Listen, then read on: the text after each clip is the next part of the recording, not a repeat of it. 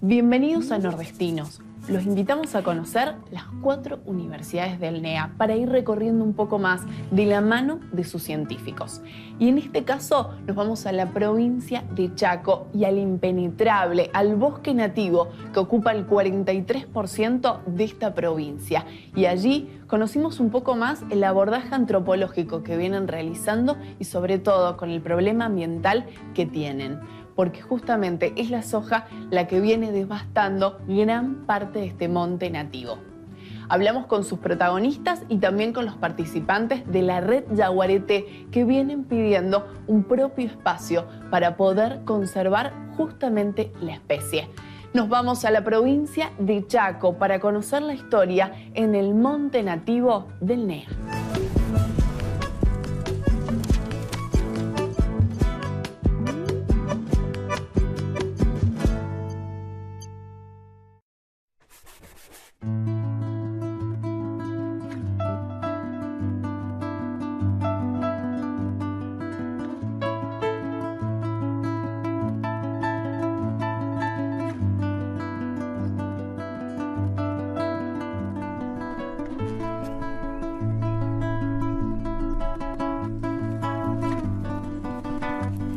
Mi nombre es José Luis Acosta, soy becario del CONICET y la Universidad Nacional del Nordeste. Soy profesor en biología, soy licenciado en ciencias biológicas y actualmente estoy terminando el doctorado en biología.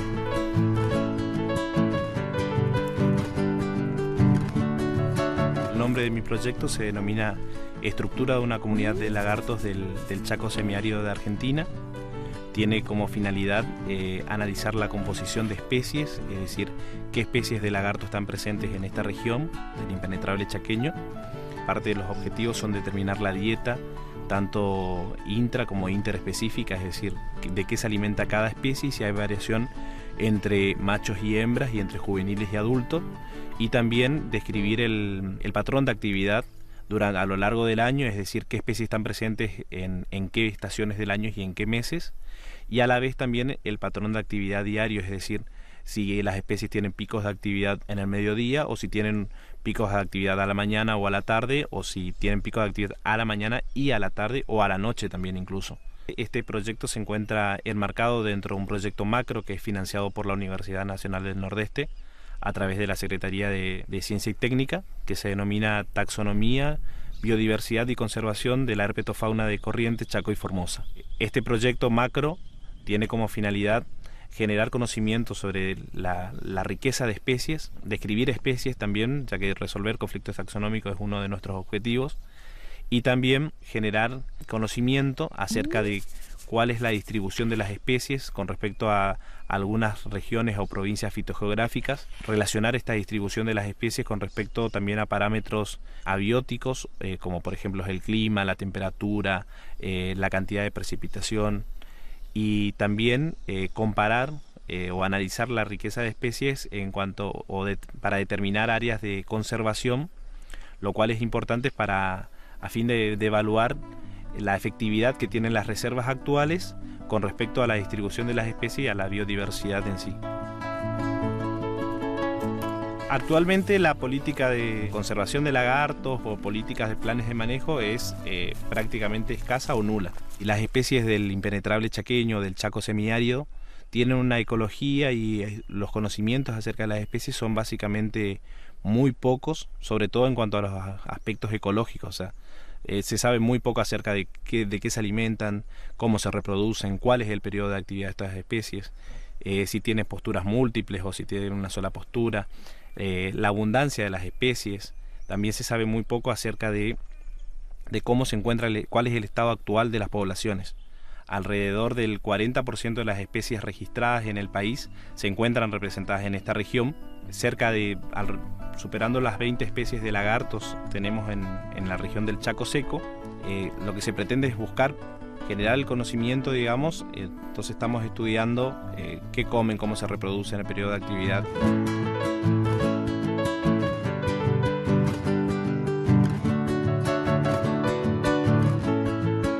Dentro de las especies más características que tenemos en la región del Chaco semiárido se encuentra Tropidurus espinulosus, que es conocido vulgarmente como sierra morena o tutu también. Esta especie es una especie que es arborícola, se caracteriza por habitar principalmente aquellos árboles de algarrobos de gran porte, aunque también puede ocupar otras especies vegetales. Y vive en pareja, tiene un dimorfismo sexual entre el macho y la hembra. El macho por lo general tiene unas coloraciones más llamativas, son de colores, presenta una coloración en la zona gular de color naranja, y las hembras, sin embargo, son un poco menos llamativas y por lo general se encuentran en pareja en los árboles. Esta especie es una especie que recientemente fue categorizada como vulnerable debido al desmonte y la principal amenaza que enfrenta esta especie es la disminución del hábitat, de su hábitat. Otras especies características son, por ejemplo, Teius tejou, que es una especie que es terrestre, que se encuentra, que es muy común verla en primavera, verano, corriendo de un lado a otro en las calles, donde el macho también es el que tiene los colores bien llamativos, colores naranjas, violetas, azules, y la hembra es una coloración más verdosa, menos llamativa. Esa especie afortunadamente no se encuentra amenazada debido a que presenta una plasticidad para adaptarse de una mejor manera a los espacios abiertos. Entonces, en los lugares donde el monte es degradado, esta especie continúa siendo frecuente. Sin embargo, hay otras especies como el falso camaleón, que también es una especie que es arborícola, y es otra especie que presenta el problema de conservación que presenta esta especie, es que además del avance de la frontera agrícola, otra de las presiones que se ejerce sobre estas poblaciones es el hecho de que se los comercia como mascota. Entonces, también pretendemos generar conciencia a través de estos estudios y de la divulgación para que la gente no compre especies silvestres.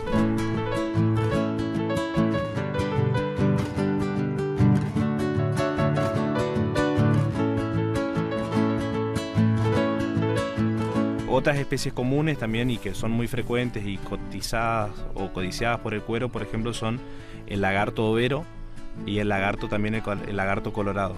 Tanto Tupinambis myrinae como Tupinambis rufescens son dos especies que fueron muy perseguidas por su cuero y también son consumidas por algunas poblaciones. No obstante, las dos especies se encuentran en buen estado de conservación y actualmente son categorizadas como no amenazadas. Hay otras especies que también eran categorizadas como insuficientemente conocidas, como por ejemplo el otuto, que es Stenocercos doyojuradoy.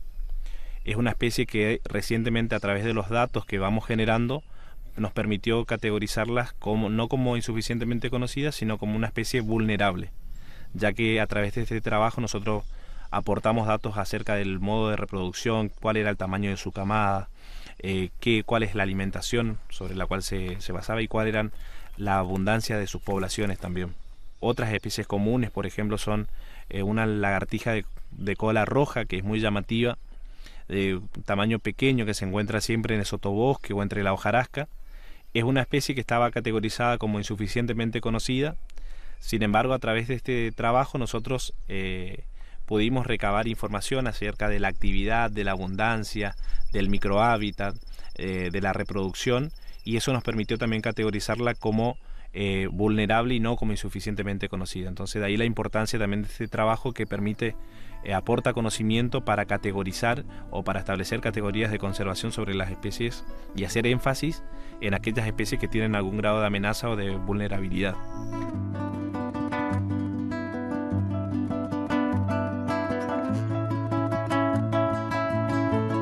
Esto forma parte del Gran Chaco. El Gran Chaco americano comprende alrededor de 1 millón de kilómetros cuadrados, abarca principalmente Argentina, el 66% del Chaco americano se encuentra en Argentina, Paraguay también, el oeste de Paraguay, Bolivia y una pequeña parte de Brasil. En sí se puede diferenciar varias regiones o subregiones dentro de lo que es el Gran Chaco americano, que es caracterizado por ser una formación boscosa. Tenemos en lo que es el Chaco húmedo, que se caracteriza por una abundancia de precipitaciones, y después tenemos lo que es el Chaco serrano, que está más hacia el sur, más hacia la zona de Córdoba en Argentina, y lo que es esta zona que es considerada como el Chaco semiárido o Chaco seco. esta zona se caracteriza por escasas precipitaciones y esto también condiciona el tipo de vegetación que se encuentra en el lugar. Un bosque caracterizado por muchas espinas, donde las plantas están adaptadas para vivir a un clima mucho más seco. Las especies que crecen en el lugar son especies adaptadas a un ambiente xerófilo. Y esto también condiciona, la vegetación condiciona qué tipo de fauna es la que se va a desarrollar en esta región. Hay muchas de las especies, por ejemplo, de lagartos, que son endémicas y exclusivas de esta región y que están asociadas a determinados estratos arbóreos o asociadas también a determinadas especies vegetales en sí.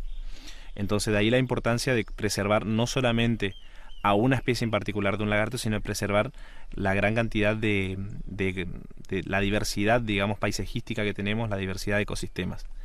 A la vez, esta región presenta una variedad de ambientes, es decir, tenemos bosques, tenemos sabanas, tenemos estepas, pastizales, tenemos lagunas, esteros también en algunas regiones, y esto lo que hace es, al generar un ambiente o un mosaico paisajístico, lo que genera es que existan una gran variedad de especies, no solo vegetales, sino también animales. De hecho, alrededor del 40% de las especies de reptiles registradas para Argentina se encuentran representadas en esta región. Tenemos más de 120 especies de reptiles en esta región.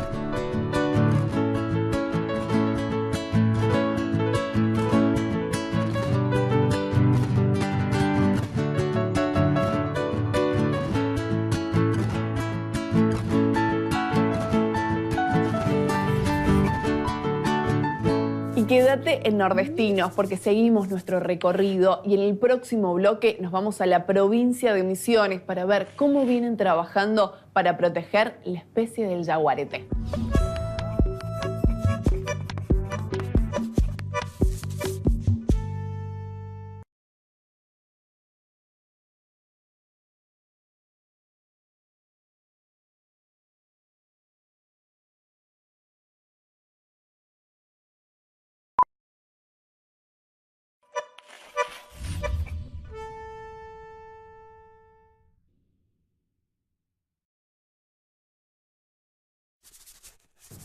Seguimos nuestro recorrido y nos vamos a la provincia de Misiones para conocer sobre Proyecto Yaguareté, que vienen trabajando justamente para la conservación de la especie.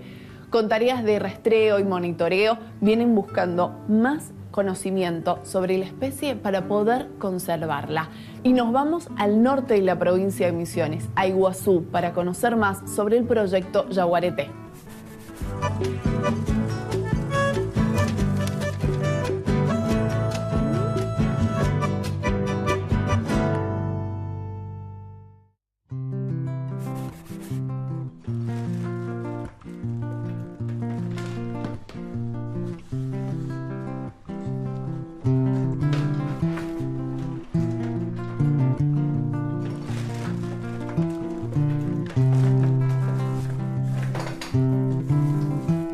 Yo soy Agustín Paviolo, soy doctor en biología, investigador del CONICET en el Instituto de Biología Subtropical de la Universidad de Misiones y el CONICET.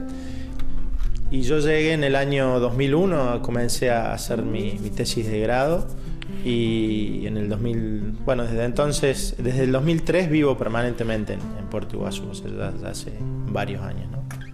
El proyecto Yaguareté nace un poco como una inquietud, una iniciativa impulsada principalmente por la Fundación Vida Silvestre Argentina. En ese entonces Mario Di Vitetti trabajaba ahí, yo trabajaba en un proyecto acá en Parques Nacionales y bueno, de alguna manera estaba esa inquietud de saber cómo estaba la población de yaguareté en el estado en cuanto a número, dónde quedaban yaguaretés. Entonces, desde la Fundación Vida Silvestre se convoca a una reunión con algunos expertos, digamos, en ecología de carnívoros, y ahí en esa reunión de alguna manera delineamos un poco lo que iban a ser las líneas de investigación para los primeros 10 años del proyecto, ¿no? Nuestro equipo, el equipo del proyecto Yaguareté está formado actualmente más o menos por entre 10 y 15 personas, ¿no? La mayoría somos gente que trabaja en el Instituto de Biología Subtropical, que somos biólogos, que somos investigadores del CONICET o becarios del CONICET. También hay algunos veterinarios que están trabajando en el Instituto de Medicina Tropical, que también es un instituto del Ministerio de Salud de la Nación que hay acá en Puerto Iguazú. Y hay también miembros que pertenecen al CEIBA, ¿no? Que es una ONG que apoya la investigación principalmente en cosas relacionadas con científicos del IBS. El Yaguareté, por sus altos requerimientos de territorios y porque tiene cierta sensibilidad a los cambios del ambiente introducidos por el hombre, es una especie que reúne varias características. Es una especie paraguas, ¿no? O sea que si uno piensa que puede conservar esa especie, es muy probable que conserve a un montón de especies con menores requerimientos. O sea, como que hace el Yaguareté de paraguas para conservar al resto de las especies, ¿no? Si aseguramos la conservación del Yaguareté, aseguramos la conservación de esas especies.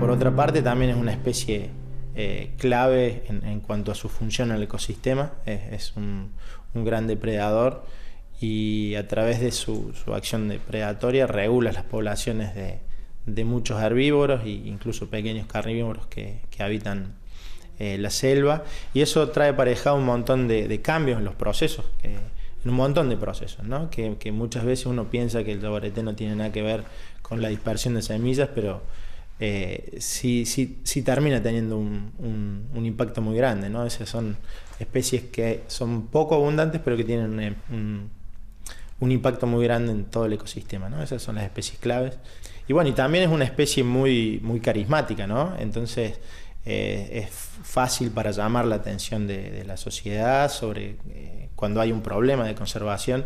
Entonces, bueno, el Yaguareté de alguna manera reúne varias características importantes que hacen que sea una buena especie primero para investigarla y para planificar la conservación de la biodiversidad, ¿no? El Yaguareté en este momento está muy amenazado a nivel nacional. Se ha recategorizado recientemente y está en la máxima categoría de amenaza, está en peligro crítico. Particularmente en Misiones, que es donde estamos haciendo las investigaciones, la población está muy amenazada también, y ha habido una serie de factores que han ido haciendo que la población vaya declinando. Uno de ellos ha sido la pérdida de hábitat, que ha sido muy grande en general en toda la región y en las regiones subtropicales donde habita en nuestro país.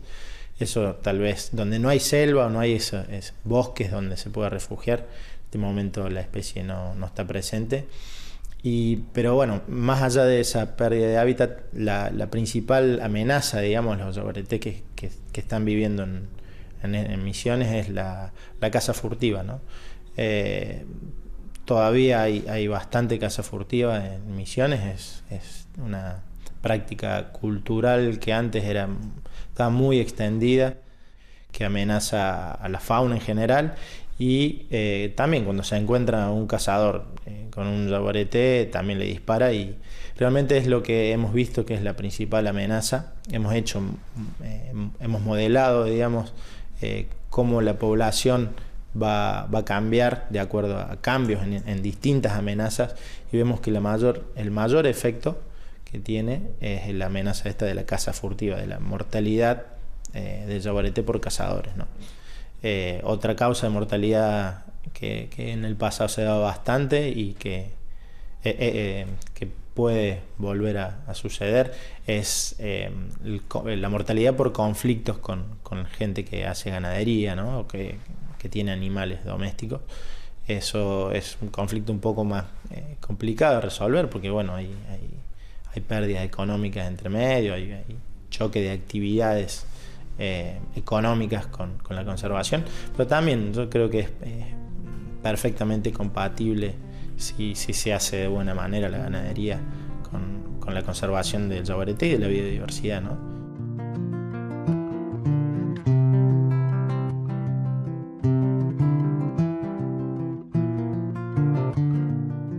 Y bueno, hay una amenaza más reciente que está apareciendo ahora, son los atropellamientos en rutas, ¿no? Ha habido un aumento en la cantidad de rutas asfaltadas en la provincia, ha mejorado mucho la infraestructura en cuanto a caminos, ¿no?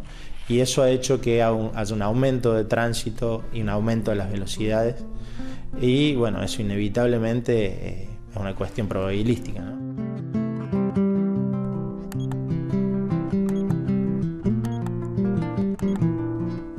De esta manera, junto con otras instituciones, el gobierno de la provincia de Misiones, parques nacionales, la Fundación Vida Silvestre y bueno, nosotros principalmente, comenzamos el desarrollo de un plan de conservación para la especie, y bueno, eso fue un proceso también bastante rico y largo de discusión de cómo lograr mitigar las amenazas a la especie, que las áreas protegidas tengan fondos de sustentabilidad, hasta aumentar, hacer campañas de educación, difusión de la problemática del yaguareté, investigación en algunas cosas puntuales también. Es un plan que abarca muchos frentes y que si cumplimos todas esas acciones que están propuestas en el plan, seguramente vamos a tener éxito para conservar a la especie, digamos. De hecho, en las últimas mediciones que hemos hecho de cómo está la población, hemos visto que hay un incremento de la población. Todavía sigue siendo una población reducida y amenazada, pero está un poquito mejor que hace 10 años, ¿no? Nuestro principal objetivo como científicos es proveer de buena información a los tomadores de decisiones para que puedan desarrollar políticas que lleven a solucionar los problemas, en este caso la conservación del yaguareté. En eso trabajamos mucho con el Ministerio de Ecología, con parques nacionales también, la Dirección de Fauna de la Nación, y también trabajamos con ONGs que están interesadas también en la conservación. La Fundación Vida Silvestre de Argentina es tal vez nuestro principal socio, digamos, en este trabajo. Hemos formado también recientemente el Club de Amigos del Yaguareté, que de alguna manera es una iniciativa en la cual queremos nuclear a empresas o personas preocupadas y que puedan de alguna manera aportar o fondos o actividades que lleven a la conservación del yaguareté. Y después, bueno, actividades de difusión y educación ambiental con la sociedad. Tenemos un programa relativamente nuevo de educación ambiental y comunicación, que tenemos una página web, un Facebook bastante activo. Hacemos actividades en los colegios también. En la Semana de la Ciencia de este año tuvimos lindas actividades durante una semana casi, con chicos de las escuelas.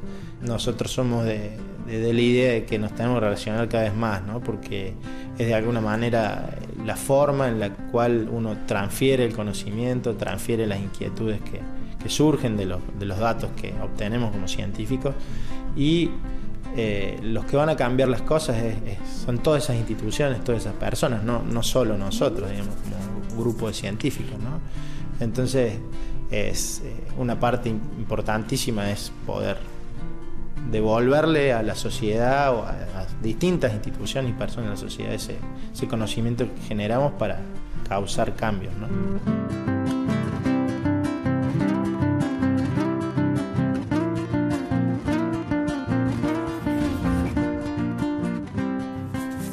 Seguí en Nordestinos porque en el próximo bloque conoceremos un poco más cómo trabajan en Formosa con las lenguas de los pueblos originarios.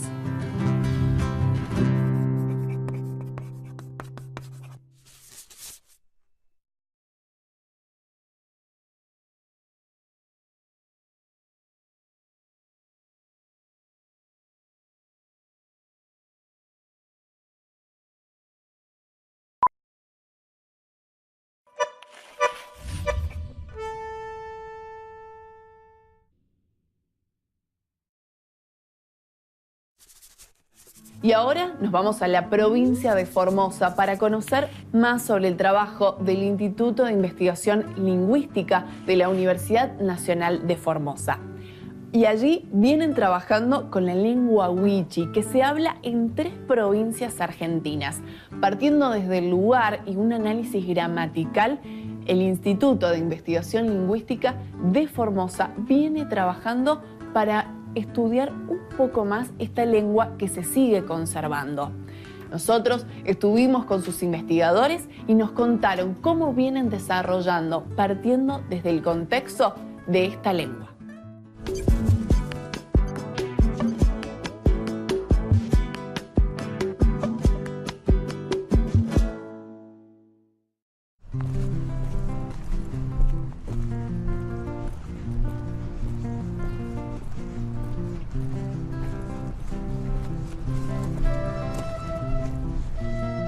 Mi nombre es Verónica Nercesian, soy investigadora del CONICET, soy docente en la Universidad de Buenos Aires y también aquí en la Universidad Nacional de Formosa. Desde chica siempre tuve interés en curiosidad, en indagar, investigar pequeñeces del entorno de una persona, de un joven. Pero ya estudiando en la carrera, yo estudié la carrera de letras en la Universidad de Buenos Aires y ahí ya empecé a tener primeros intereses en la lingüística y avanzada la carrera empecé a tener contacto con una profesora en una cátedra de etnolingüística. Me empecé a interesar también en los temas de lingüísticas indígenas y a ver un poco más claro esta orientación, esta vocación de orientarme a la investigación. Allí me incorporé en un equipo de investigación, yo todavía estaba estudiando y bueno, a partir de ese proyecto de investigación de equipo empecé a venir aquí y me instalé y bueno, y ahí inició el largo camino de formación como lingüista y ahora en la carrera de investigadora, ¿no? Empecé a estudiar el wichí medio porque la vida me llevó, porque yo ya estaba, formaba parte del equipo de investigación, pero haciendo tareas de asistencia en general, y en un momento empezó un proyecto un poco más grande en el que también participaba otra investigadora de esta universidad, que es la doctora Alejandra Vidal, y me preguntaron si no quería participar como asistente de investigación. Yo en ese momento estaba estudiando todavía la carrera de grado. Bueno, era para trabajar sobre la lengua wichí, entonces, bueno, acepté, empecé a trabajar con la lengua wichí y bueno, digamos que me enamoré de la lengua.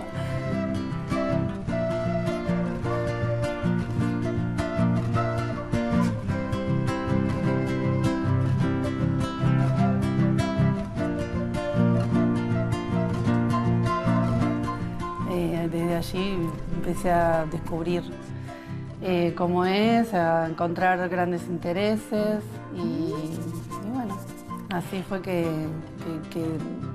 me inicié mis estudios con esta lengua, ¿no? Luego, con los años, yo terminé la carrera de grado, ya estaba instalada en Las Lomitas y inicié los estudios de doctorado con la beca del CONICET.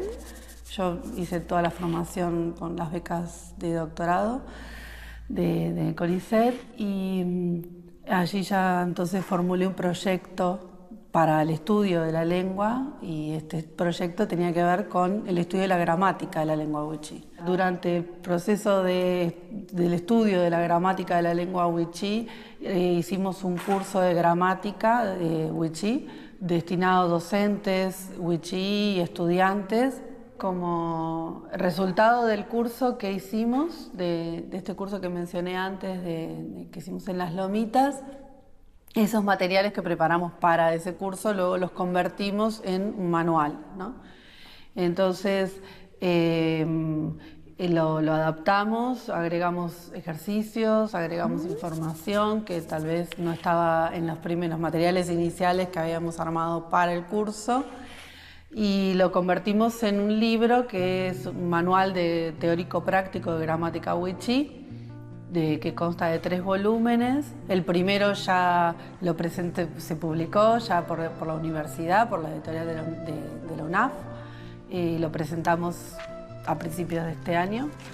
Y bueno, el volumen 2 estaría entrando en prensa a fin de año, y el volumen 3 el año que viene. El manual es un manual que contiene explicaciones teóricas de los conceptos de lingüística, de la gramática, de los relevantes para la gramática de la lengua wichí, con ejemplos de la lengua wichí y ejercicios para practicar cada uno de estos temas. Es un manual que se puede usar, lo pueden usar para estudio de la lengua, se puede usar para consulta, está principalmente pensado para hablantes wichí, pero una persona que no es hablante, pero que tiene cierta facilidad para manejar estos temas, puede también consultarlo y mirarlo, porque está escrito en español, tiene los ejemplos en wichí, ¿no? El wichí se calcula que hay cerca de 40.000 hablantes wichí, y esta lengua se habla en Argentina y en Bolivia. En Argentina se encuentran en la provincia de Formosa, desde el centro de Pozo del Tigre hacia el oeste, en la provincia del Chaco, en la zona de Sausalito, Nueva Pompeya, toda la zona en la ribera del río Bermejo, y en la provincia de Salta, sobre todo en el Chaco salteño, Tartagal, Embarcación hacia el norte, Tartagal, y en Bolivia, en el departamento de Tarija, Villamontes y Crebó. Y a lo largo hay varias comunidades, entre Villamontes y Crebó hay varias comunidades que están en la ribera del Pilcomayo, ¿no?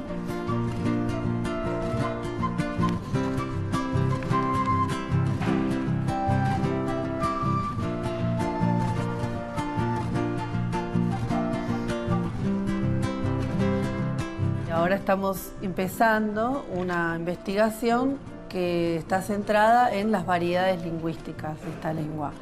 Esto quiere decir, como antes mencionaba, el wichí, el territorio de habla wichí es muy amplio, entonces lo que suele pasar, como en cualquier lengua, cuando un territorio es tan amplio, pueden haber diferencias en las formas de pronunciar según las zonas, porque va cambiando por el propio uso o porque está en contacto con otras lenguas y se van copiando como tonadas o esas cosas. Pero estas variaciones, entonces, si bien son fácilmente reconocibles, hay una gran variación, sobre todo en la pronunciación, que es lo que primero más varía, no está sistematizado, no hay un estudio dialectal sistematizado que pueda organizar los aspectos que tienen en común y los aspectos distintos, no solamente en el nivel fonológico, es decir, en la pronunciación, sino también y sobre todo en los aspectos gramaticales, ¿no? Esto es lo que menos está sistematizado.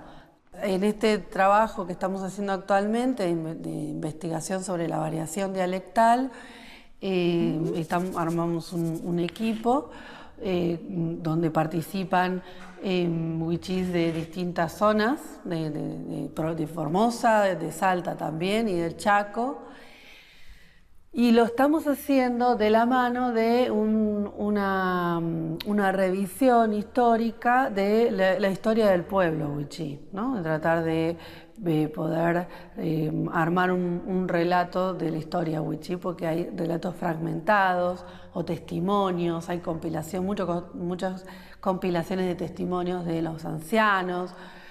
¿Por qué estamos haciendo esto? Porque el estudio de la variación necesariamente va de la mano del estudio de la historia del pueblo que habla esa lengua. En particular, el trabajo que venimos haciendo, por un lado, contribuye al fortalecimiento de la lengua en la medida en que se va conociendo más, de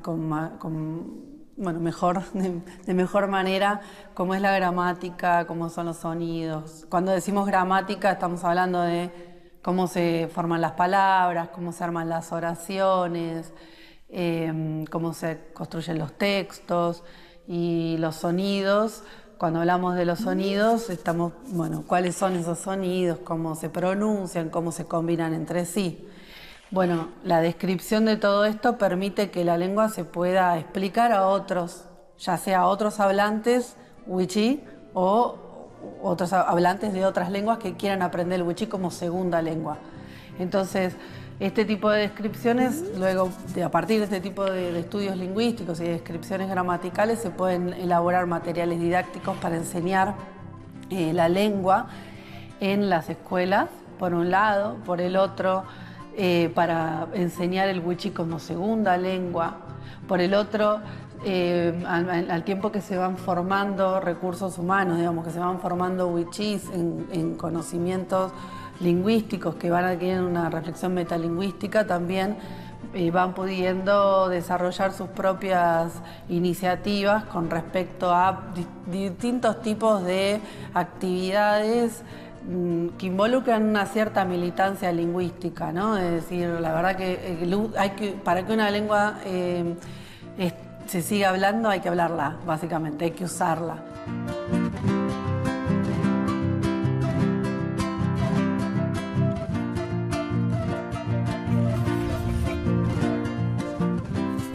Seguimos en Nordestinos para recorrer las provincias del NEA y en este caso vamos a ir dejando Formosa porque en el próximo bloque nos vamos a Corrientes.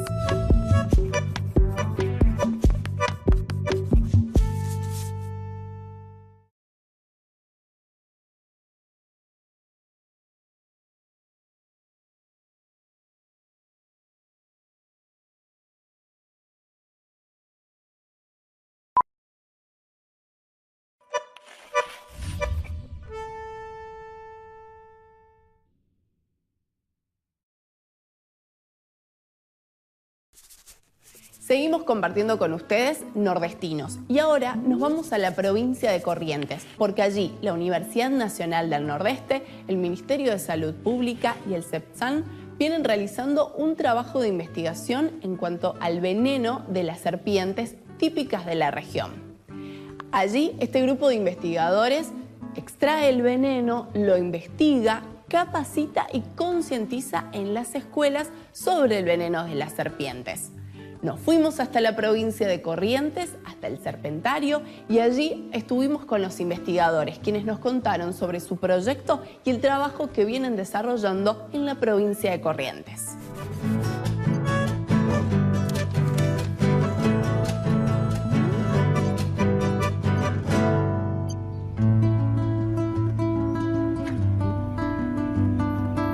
Yo vine acá ya hace más de 20 años.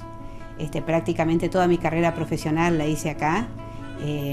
Bueno, primero ingresé como auxiliar docente, jefe de trabajos prácticos. Estuve en diferentes asignaturas, siempre vinculadas a la química, hasta que llegué a la química biológica, de la cual tuve a cargo y hoy soy profesora titular. Eso es por la docencia, ¿no? De la mano de la investigación, cuando entro a química biológica, bueno, empiezo a vincularme con gente que me permitiera desarrollar líneas dentro de la bioquímica, ¿no? Y así fue como empezamos con este estudio de proteínas. Yo soy bioquímica, luego hice el doctorado en química. La carrera de grado la hice en la Universidad Nacional de Rosario, en la Facultad de Farmacia y Bioquímica. Y la carrera de doctorado en química la hice en esta universidad, sí. Yo soy Laura Cristina Leiva y mi cargo en el laboratorio, yo soy directora de este laboratorio que se llama LabInPro, el Laboratorio de Investigación en Proteínas.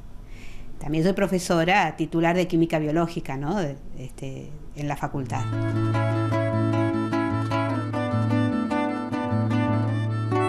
Ya en la vida como estudiante me acerqué a asignaturas, una vez que las había cursado, donde hacían investigación.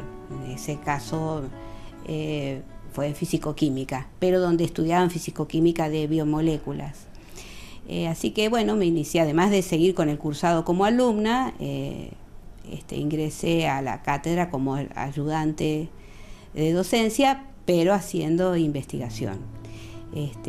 Y después que me recibí, me vine a vivir por razones familiares a esta región, y bueno, continué con la investigación, insertándome, por supuesto, ya en otros grupos. Siempre me gustó la química y la química biológica. Las oportunidades que se me fueron dando, primero abordé la físico-química, pero cuando llegué a esta asignatura, química biológica, ahí sí me relacioné con una investigadora de la Facultad de Ciencias Veterinarias de esta universidad, que ya venía dedicándose hace varios años al estudio de los venenos de serpientes de la región. Ella los caracterizaba viendo qué propiedades fisiopatológicas desencadenaba en el cuadro del accidente. Pero ante la necesidad, por sus estudios, de empezar a aislar sus componentes, es que entonces me relaciono con ella, ofreciéndole la posibilidad de poder encarar estudios de purificación, o sea, aislar aquellas toxinas que son principalmente responsables de la intoxicación que produce la serpiente. En nuestro caso, yarará y cascabel, ¿no? Son las que estudiamos. Bueno, esas toxinas son en general proteínas.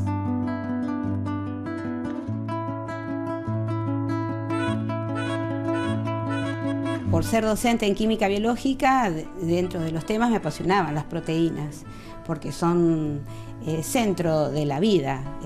Prácticamente todos los procesos biológicos se llevan a cabo a través de proteínas. Por supuesto que otras biomoléculas también son importantes, pero las proteínas desde ese punto de vista me apasionaban. Justo se dio la posibilidad de vincularme con este grupo de veterinarias, donde su modelo de estudio eran los venenos y la acción tóxica residía en proteínas. Bueno, se dio la combinación ideal para abordarlo, ¿no?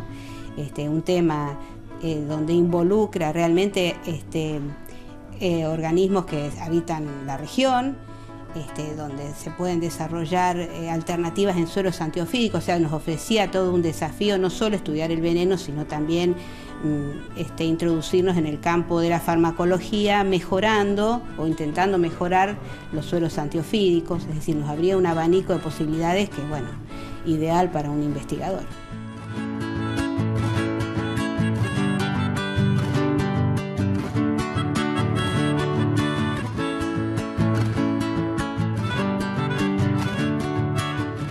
Mi nombre es Laura Rey, yo soy la directora del CEPSAN, que cuenta con un serpentario con especies principalmente de la región.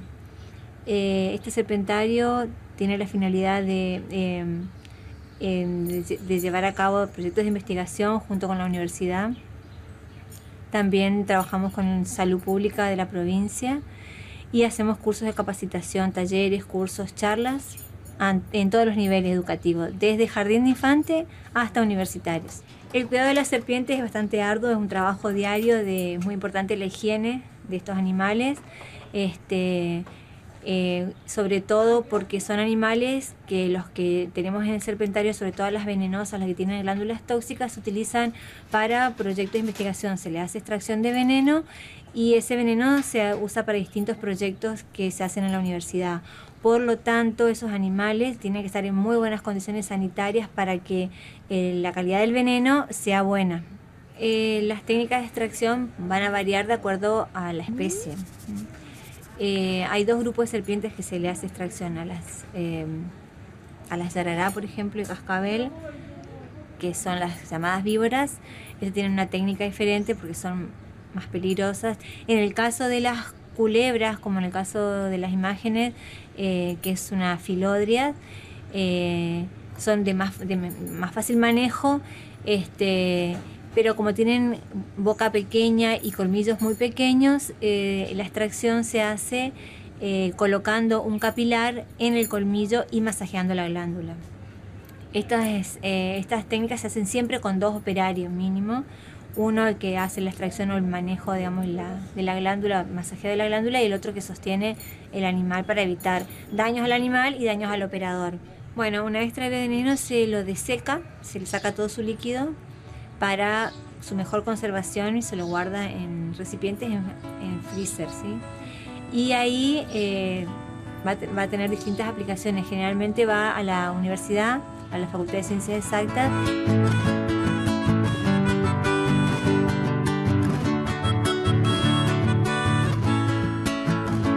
Ese sólido, que es el veneno libre de agua, después se lo va a disolver en medios apropiados que permitan conservar la actividad biológica de esas proteínas, ¿cierto? Que no se alteren.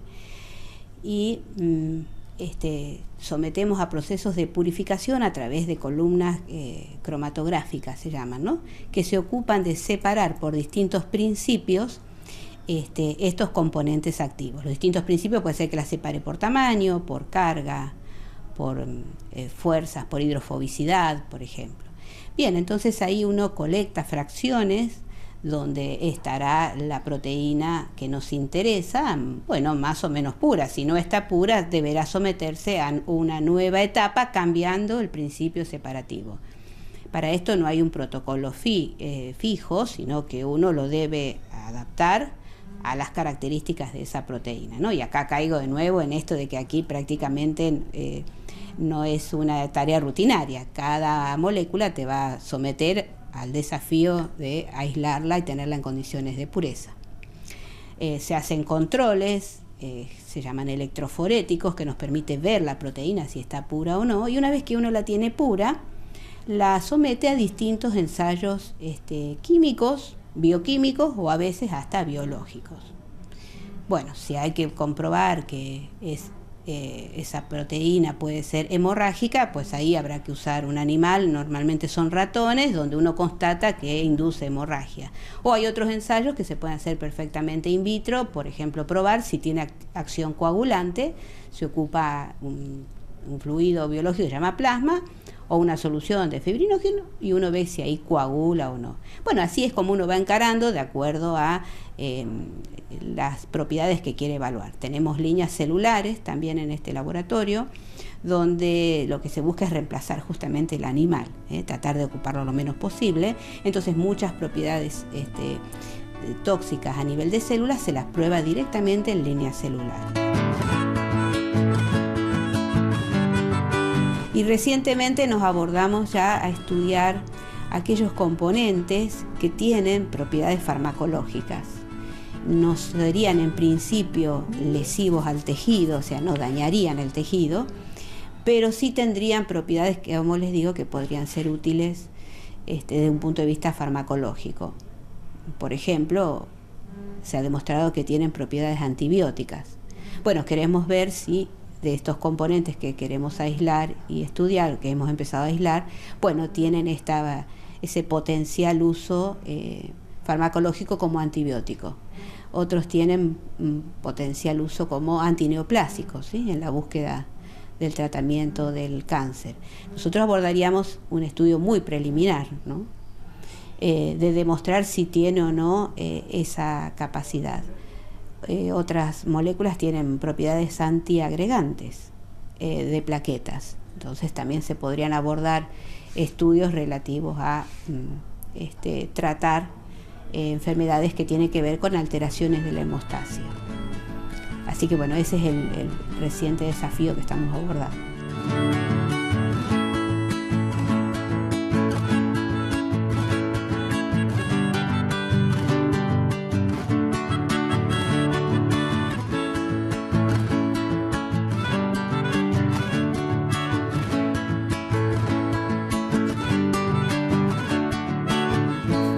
proyecto es Nordestinos, nuestra invitación para recorrer las universidades del NEA. Hasta el próximo encuentro.